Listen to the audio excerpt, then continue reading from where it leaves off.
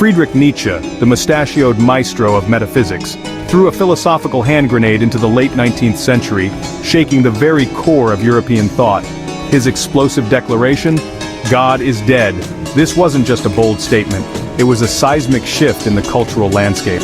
This wasn't a theological observation, oh no, but a cultural one. Imagine the shockwaves reverberating through the minds of people who had long relied on religious certainties. It wasn't about deities and heavens, but about the very foundations of Western thought crumbling. The pillars of morality, truth, and meaning were suddenly unstable.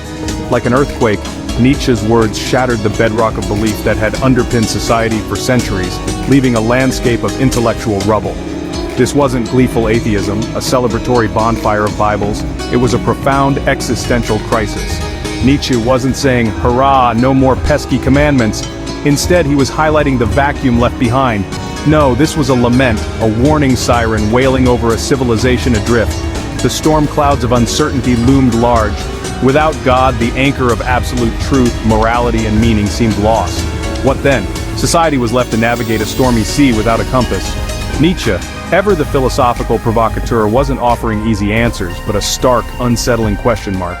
He challenged us to find new foundations in a world where the old ones had crumbled. Nietzsche, ever the astute observer of the human condition, saw this death not as a sudden demise but a slow, centuries-long process. He believed that the erosion of faith was a gradual, almost imperceptible shift that had been occurring over many generations. He diagnosed the culprit as the Enlightenment, that era of reason and scientific progress. This period, marked by a fervent quest for knowledge and understanding, began to challenge long-held beliefs and traditions. As science offered new explanations for the universe, faith in a divine creator waned. The mysteries of the cosmos, once attributed to the divine, were now being unraveled by human intellect and observation. Traditional values, once seen as divinely ordained, began to appear relative, even arbitrary. The moral compass that had guided humanity for centuries was now under scrutiny. Think of it like this. Imagine a grand tapestry woven with threads of faith, tradition, and authority. This tapestry represented the collective understanding and shared values of society. The Enlightenment, with its emphasis on reason and individual autonomy, began to tug at these threads. Philosophers and thinkers questioned the very foundations of this tapestry, seeking to replace it with a new design. One by one, they loosened, unraveling the intricate design. The once cohesive and unified tapestry started to come apart, thread by thread. But here's the rub. What would replace this tapestry?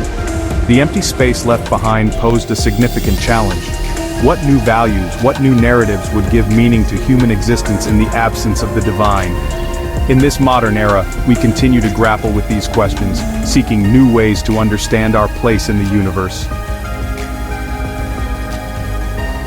Nietzsche recognized a terrifying possibility. The void left by God's absence could easily be filled by nihilism, the belief in nothingness, the abyss of meaninglessness.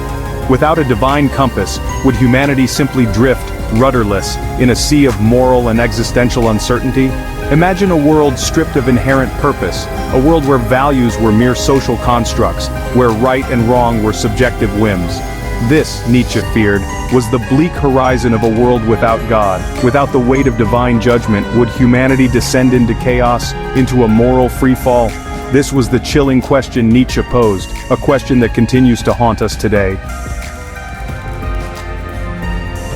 Section 4. Beyond Good and Evil. The Übermensch Emerges. Don't mistake Nietzsche for a prophet of doom. He offered a way out of this existential quagmire, the Übermensch. This wasn't some superhuman with bulging biceps and laser vision, no sir. It was a vision of human potential, a call to transcend the limitations of traditional morality and forge new values based on individual will and creative power. Imagine a tightrope walker gracefully navigating the abyss. The Übermensch, like this daring acrobat, embraces the lack of preordained meaning not with despair, but with exhilaration. Free from the shackles of traditional morality, the Übermensch becomes a self-creating being, defining their own values, their own purpose, their own destiny. Section 5. Echoes in Eternity. Nietzsche's Enduring Legacy. Fast forward to our world, a world grappling with the aftershocks of Nietzsche's earthquake. From existentialism to postmodernism, his ideas echo through art, literature, philosophy, and even pop culture. His influence is like a philosophical soundtrack, subtly shaping our understanding of morality, freedom, and the human condition. Consider the rise of individualism, the questioning of authority, the emphasis on personal fulfillment. These trends, while complex and multifaceted, resonate with Nietzsche's emphasis on self-creation and the rejection of imposed values. His ideas, like intellectual time travelers, continue to spark debate and challenge our assumptions about the world and our place in it. Section 6. A World Without Blueprints, Navigating the Nietzschean Landscape.